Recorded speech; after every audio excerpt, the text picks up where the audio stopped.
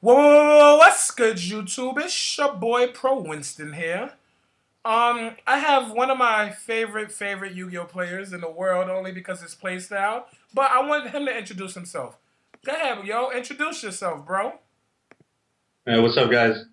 I'm Jae Kim, J Love on Pojo. Yeah, that's me. How long have you been writing on Pojo? I've been writing pretty long time. I don't write anymore, but I think I wrote off and on maybe 5 years, maybe even six. Just a really long time. I wrote for Metagame too for like a year. So All right, all right. What's your hometown area, bro? I'm from Southern California, Oh, Adam Corn's backyard. all Yeah, right, all right. But where are you at currently? Because the background looks different. I'm in Seoul, South Korea, capital of South Korea right now. I've Oh, been playing a lot of poker, so yeah. oh, you're in South Korea. That's why. Oh shit, I can see Yes, myself in the sir. mirror behind you. My You're black looking ass in pretty, that mirror. pretty. How long you been playing the game, man? I've been playing since Magic Ruler, so like 2003, I think. I don't play anymore, but yeah, I was playing from back in the day before Shonen Jumps and all that stuff. Who was the first Shonen Jump champion, if you remember? John Umali, I knew him too. I played him in regionals twice, and yeah, John Umali was the first. He actually beat like my best Yu-Gi-Oh friend Miguel Flores in the finals, Mm. bringing back memories actually. All right, all right. Do you um have during the duration of the time you were playing, have you ever made a play that you regretted? Oh yeah, for sure, for sure. What Okay, do can you I tell the story? go ahead, yeah, why not? Yeah. My biggest regret was one time I was playing Anthony Alvarado in the finals of Shonen Jump Charlotte, and I had a creature swap and a morphing jar, but I thought my card position was good, but I had a clear field. I could have swapped the jar and attacked it and given us new hands, but I didn't. And then I got like delinquent duoed and kaiku'd like a turn later. So Oh I really wow. wish I had made that play. Damn. Would you consider that play a misplay or just a play that was Oh, iffy? I've seen your videos, Joe. I've seen them all. Yeah. Yeah, I would consider it. I mean, no, that one's tough, because Morphing Jar brings like five new cards to each player's hand. So, at the time, I didn't know how good Anthony was. I thought I was a lot better than him. I was pretty cocky back in the day. So, one of the things as a good player is like you know, you want to keep the cards small, I guess, when you think you're better, rather than blow everyone's hands up. So that's what I was thinking at the time. But yeah, it's definitely a misplay if I look back at it. And what is a misplay to you? Like, what does a misplay define in your book? So I watched all your videos, and I mean, all the pros I respect, but I disagree with them. I think, like Yu-Gi-Oh's a game, imperfect information, right? Like you don't know what is in your opponent's hand, but if you could put your opponent's hand face up and your hand face up, and look at the life points and look at the field and stuff, then there would always be a perfect play. You know what I mean? Like if you Mm-hmm. knew what your opponent had, and if you know what your opponent is running, then there's always a perfect play you can make. So I feel like there's always a perfect play you can make in Yu-Gi-Oh. So a misplay is something that you do that's different from a perfect play. Like given the information you have, you should always be making the best play. So I agreed with Shane the most actually.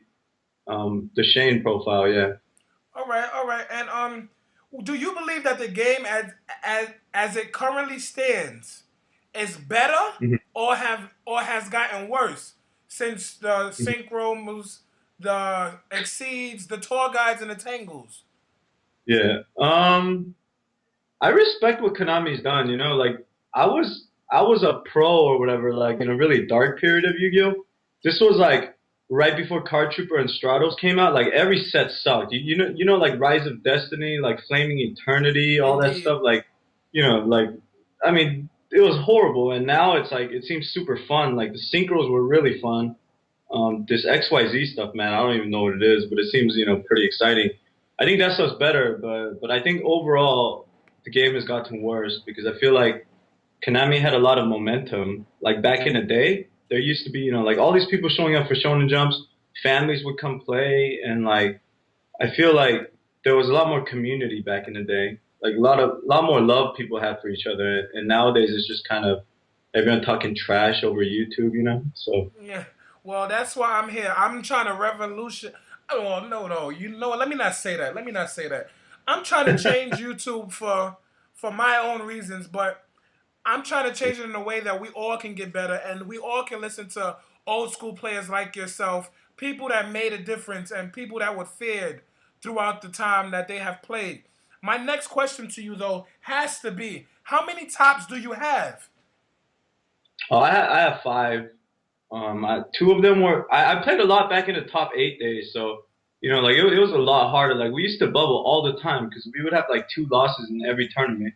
I bubbled like Anaheim, Vegas, like Hamilton, just everything back in the top 8 days. But I have two in the top 8 days, and then I have three top 16s. I think I don't remember exactly, but I'm pretty sure it's five.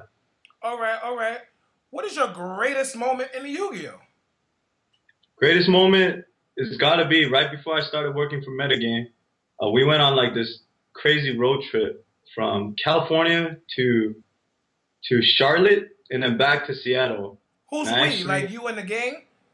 yeah, me, me and Team Savage, Evan Vargas, Davis Simon. I mean, I know no one remembers these guys, but Evan Vargas, Davis Simon. We took a trip, and um, I got in the finals in Charlotte, and I got in the top four in Seattle in a row, like back to back. And I think only Ryan Hayakawa and Wilson Luke had done that at the time. So I was pretty proud of myself. Like I felt like I was up in elite company with them. So yeah. If you was to play right this minute, would you pick up a Mhm. deck that thousands and thousands and thousands of people are playing, or Yeah. would you pick up a deck that no pro has even touched, or is currently playing at the tournament? I mean, I follow your statuses on Facebook, man. You're always trying to play the original stuff. People who know me well, they know like I've always run original stuff. I always run my own spin on things. I feel like, you know, if you play cookie cutter, you're just a cookie cutter pro or whatever. Those pros are a dime a dozen. But if you take a unique deck and like make it your own, then that can make you last forever. Like makes you immortal. There's a lot of players out there who I still remember, even though they only have like one or two tops because they made something on their own. Like even Shane Scurry for one. So to you, having tops don't really matter, but the way you handle yourself during the tournament does, in a Yeah, way. I mean, yeah, like before, I had like impeccable creds, so I could speak about it. Like I'm kind of banned right now for something dirty. So I mean, maybe I can't. I still feel like I can speak on it. I do think, most of the players I respect the most are like the ones who they're grinding day in day out. They're just playing perfectly, playing with respect, not doing anything shady. Like the Bolitos, Jeff Jones. Like players like that. You never really like, yeah. Those are the players I respect. Um, if you don't mind, name one player you do not respect. Name one player I do not respect. I know that that's Man, not on the questions that I sent you, but I have to spice it up a little bit.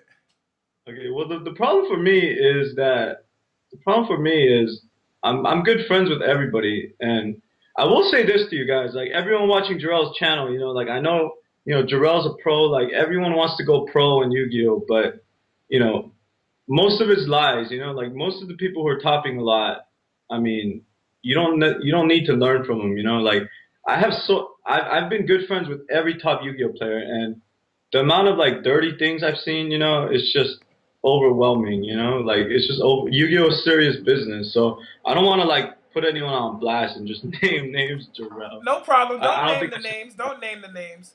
Don't name them. But who's your favorite Yu-Gi-Oh player?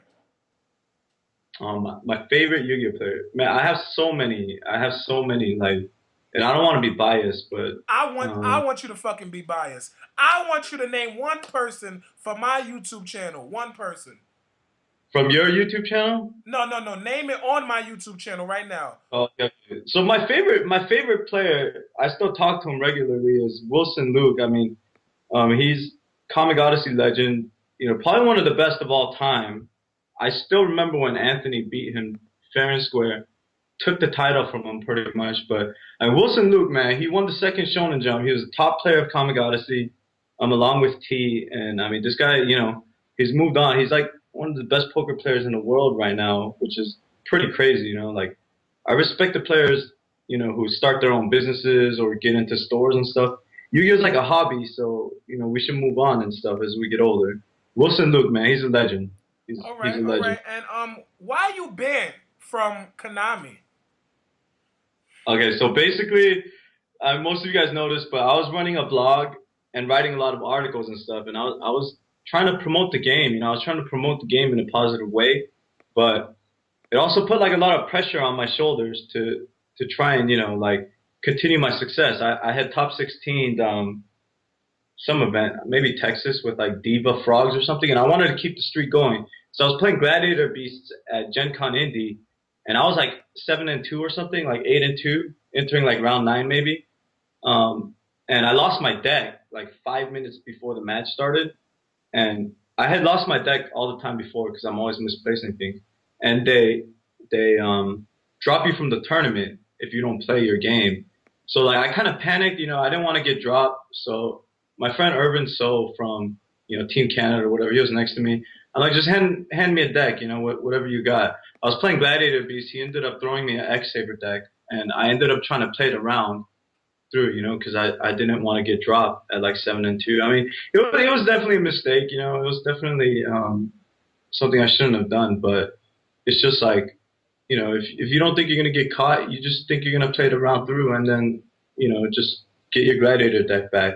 So it was definitely a mistake I made, but Konami saw that, and then they found out because like we appealed the judge ruling or something, and then they gave me like a 2-year ban. Some friends of mine had already told me, like they kind of had a target on me because they don't like the stuff I write sometimes. I have grudges with some old Konami employees. I wish I had handled myself better, but like, what's done is done, I guess. I was right there next to you in Gen Con. I was right there. I was Yeah, playing I that mean, little that gadget, that Machina King Tiger deck. yeah.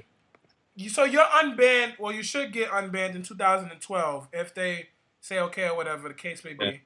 Would you come back to the game? Yeah, I mean, definitely. Like, I'm in Korea right now because related stuff, but I do miss Yu-Gi-Oh. I do keep track of like all my friends. I do keep track of your channel, the blog and everything. But I feel like I tried to appeal it with Konami. I feel like I've done so much to try and help players.